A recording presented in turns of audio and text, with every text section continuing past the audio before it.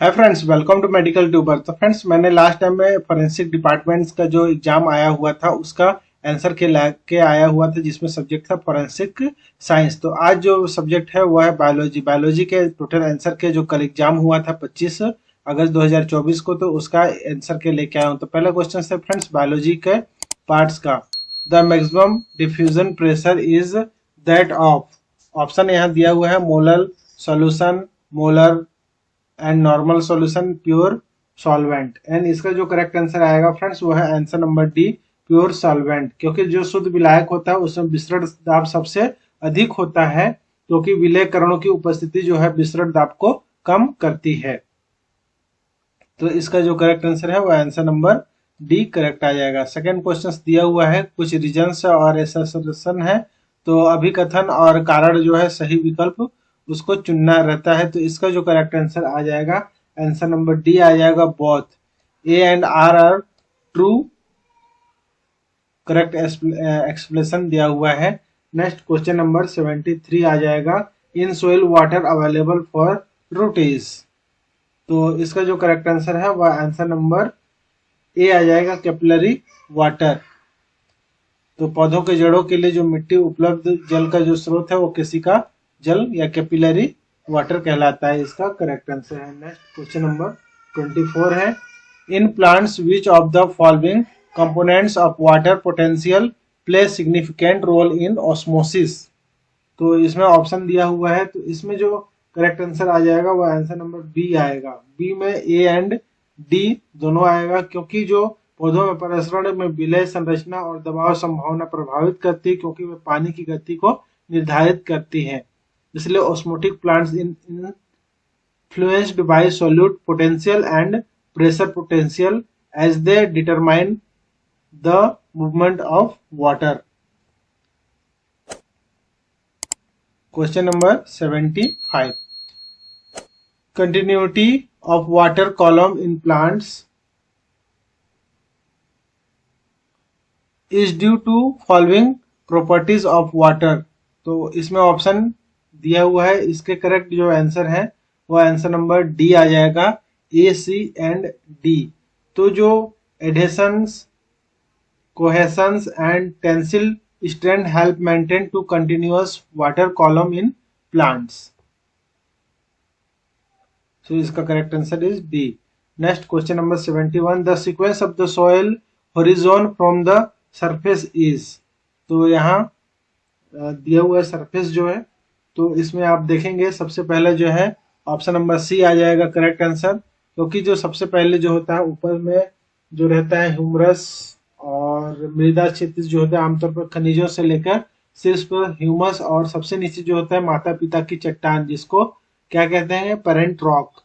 Parent rock के ऊपर just bed rock आएगा, फिर ह्यूमस आएगा, फिर इसके बाद एलिवेशन लेयर आएगा और मिनरल्स एंड ह्यूमस सबसे पहले आएगा। तो इस तरीके से इसका जो करेक्ट आंसर आ जाएगा answer number C. Next questions, on the basis of the requirement of sunlight intensity of plant to grow the right sequence is. इसमें राइट सीक्वेंस, इसका जो करेक्ट आंसर है फ्रेंड्स, तो मैं सभी को आपको पूरा व्याख्या के साथ बता रहा हूँ एक्सप्लेनेशन करके। तो ये करेक्ट आंसर 99% 9% आपका एकदम 100% फ्रेंड्स श्योर ही रहेगा। कुछ ही एक आध दो क्वेश्चंस के जो आंसर है वो चेंज हो सकते हैं, अदरवाइज मैं जो आंसर बना रहा हूँ वो एकदम 99% आपका श्योर एवं सटीक है।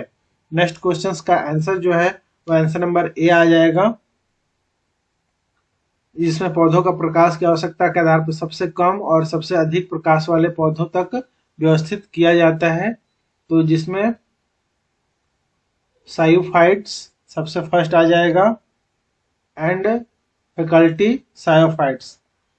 तो ए बी सी डी, तो इसका जो करेक्ट सीक्वेंस जो दिया हुआ है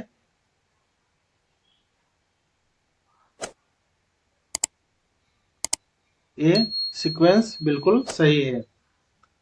नेक्स्ट क्वेश्चन नंबर 78 मैच करना है। इसमें दिया है short day plants, less development vascular tissues, hyaloid and infolding. तो इसमें जो करेक्ट आंसर है वह आंसर नंबर सी आएगा, जिसमें पौधों में उनकी विशेषताओं के बीच सही संबंध दिए गए हैं। तो इसका जो करेक्ट आंसर है वह है answer number C. Next question number 79, the bond found between oxygen and hydrogen of water. तो इसमें जो बॉन्ड होता है वह कोवेलेंट बॉन्ड होता है। कोवेलेंट बॉन्ड्स जो है आंसर नंबर ए इसका करेक्ट आंसर है, सहसंयोजक बंध जिसको कहेंगे। नेक्स्ट है rapid water absorption by. Rapid water जो है वो कहाँ से एब्जॉर्प्शन होता है, तो रूट हेयर रीजन। तो रूट हेयर रीजन से सबसे अधिक एब्जॉर्प्शन होते हैं, क्योंकि जड़ के जो रोम पानी के अवशोषण के लिए सतह क्षेत्र को बढ़ाते हैं, जिससे यह अधिक कुशल हो जाता है। इसलिए रूट हेयर रीजन सबसे बेस्ट होता है।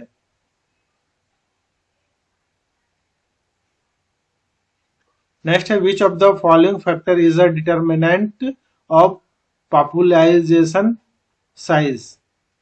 तो पॉपुलाइजेशन साइज के लिए इसका जो करेक्ट आंसर है वह आंसर नंबर डी आएगा, ऑल। क्योंकि जनसंख्या का आकार, जन्म दर, प्रवासन, पलायन, ये सभी से मतलब इफेक्ट होता है, इसलिए इसका करेक्ट आंसर नंबर डी आ जाएगा। नेक्स्ट है मैच ऑफ द फॉलोइंग। इसका जो करेक्ट आंसर है वह आंसर नंबर फर्स्ट आ जाएगा, clostridium pasteurism, anaerobic non symbiotic nitrogen fixers हो जाएंगे। तो इस तरीके से इसका करेक्ट आंसर नंबर फर्स्ट आ जाएगा, ये सही करेक्ट आंसर है। Next question number 83, vertical distribution of the different species occupying different levels in dense vegetation is called. Correct answer number B, stratification. Stratification एक पारिस्थितिक तंत्र में विभिन्न प्रजातियों की लंबवत परतों को संदर्भित करता है, इसलिए इसको स्तर विन्यास या फिर स्ट्रेटिफिकेशन इसका करेक्ट आंसर आएगा। Next question number 84, interaction in which an individual of an species is harmed while an individual of the water species is not affected at all is known as. Correct answer is answer number C, एमेनलिज्म। एमेंसेलिज्म इसका correct answer है। एमेंसेलिज्म एक प्रजाति को नुकसान होता है जबकि दूसरी प्रजाति अप्रभावित रहती है, तो उसको एमेंसेलिज्म कहते हैं। नेक्स्ट है arrange the following step in a desert ecosystem in correct order. तो इसका जो करेक्ट आंसर है वह आंसर नंबर बी आ जाएगा, कैक्टस। इसके बाद कैक्टस के बाद बटरफ्लाई, इसके बाद लिजार्ड सी नंबर, इसके बाद स्नैक, इसके बाद हॉक। तो ये इसका सही क्रम है रेगिस्तान के पारिस्थितिक तंत्र का। नेक्स्ट है arrange the following step in nitrogen cycle. Nitrogen cycle का जो स्टेप है उसको चूज करना है। तो सबसे पहले इसमें दिया हुआ है, तो इसका करेक्ट आंसर बी आ जाएगा।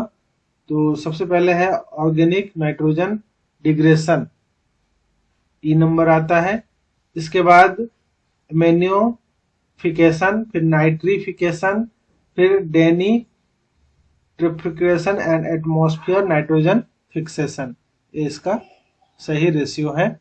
Next question number 87, who first correctly defined the terms ecology. Ecology का जो डिफाइन किए हैं वो कौन किए हैं, तो ये होता है हैकल।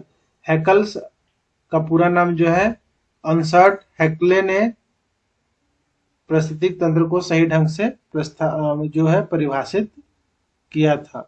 तो इनका पूरा नाम है Ernst हैकले।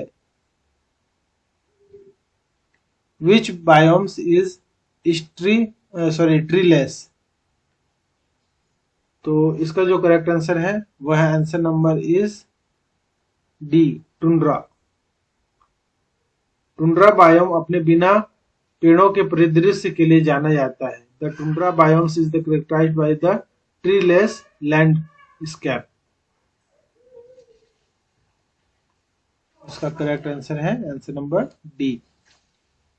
Next question, for the below assertion से यहाँ दिया हुआ है, तो इसका जो करेक्ट आंसर है वह आंसर नंबर सी आ जाएगा, A's is true but R is false. तो इसका करेक्ट आंसर है सी नंबर। नेक्स्ट है synecology of the is the study of, synecology is the study of, तो क्या होता है? इसका करेक्ट है प्लांट कम्युनिटी। सिंकोलॉजी जो होता है वो focused on the study of community of plant and their interactions.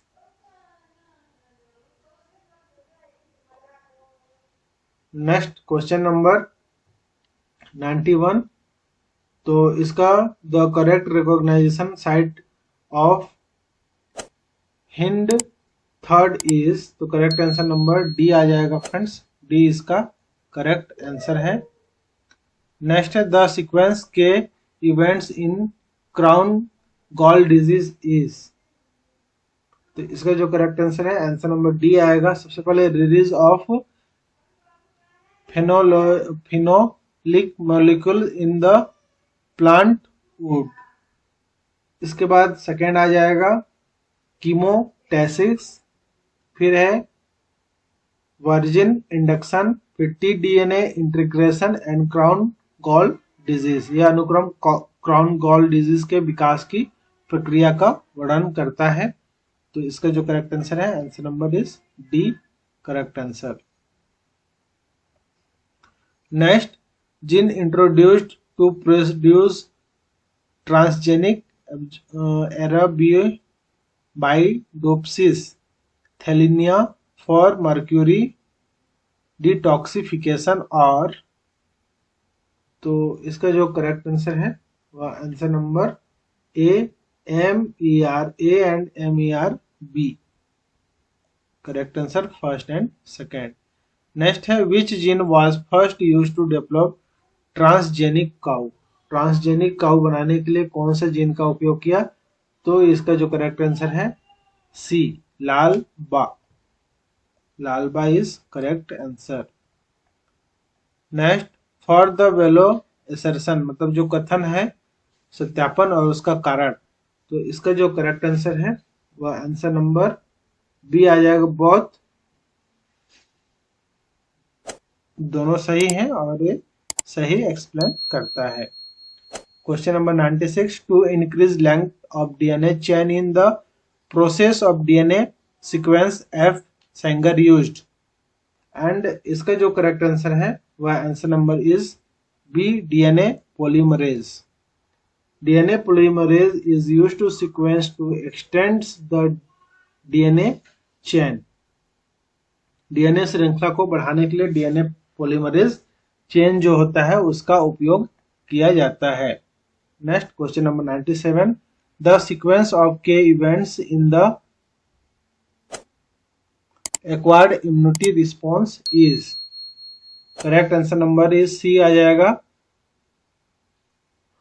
Recognition of antigens by helper T cell, इसके बाद आ जाएगा activation of beta cell, clonal expansion of plasma cells, antibody production and neutralize of antigen. तो इसका जो correct answer है वह answer number is C correct answer. Next question number 98, match the following, and इसका जो करेक्ट आंसर है वह answer number C आ जाएगा, tag polymerase.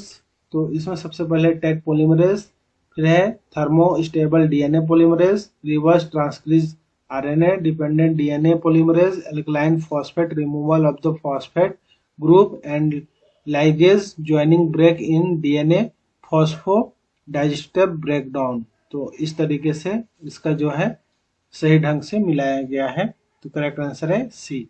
Next question number 99, the method of separate large size DNA molecule is, तो इसका जो correct answer है वो answer number D, pulsed field gel electrophoresis का उपयोग बड़े डीएनए अणुओं को अलग करने के लिए किया जाता है। Correct answer is D. Next and last question friends biology parts का, तो है selectable marker are, selectable marker इनमें से कौन है? तो आंसर नंबर सी है फर्स्ट एंड जो फोर्थ नंबर है वो सिलेक्टेबल मार्कर है। तो ऑप्शन है, क्योंकि ये जो चयन योग्य मार्कर जीन होते हैं जो रूपांतरित कोशिकाओं की पहचान करने की अनुमति देते हैं, जैसे कि एंटीबायोटिक प्रतिरोध और लूसीफ्रेज। तो इसलिए इसका करेक्ट आंसर आ जाएगा सी नंबर। तो उम्मीद करता हूँ फ्रेंड्स ये वीडियो आपके लिए काफ़ी यूजफुल रही होगी, और नेक्स्ट जो रसायन अर्थात केमिस्ट्री एंड फिजिक्स, इसके भी दो अलग अलग पार्ट्स में आंसर के लेके आऊँगा, और ये आंसर के आपके एग्जाम्स के जो नंबर हैं आने के जो चांसेस हैं तो वो आपका काफ़ी सटीक रहेगा, और उम्मीद करता हूँ ये वीडियो आपके काफ़ी हेल्पफुल रहेंगे। Thank you for watching, have a good day, जय हिंद जय भारत।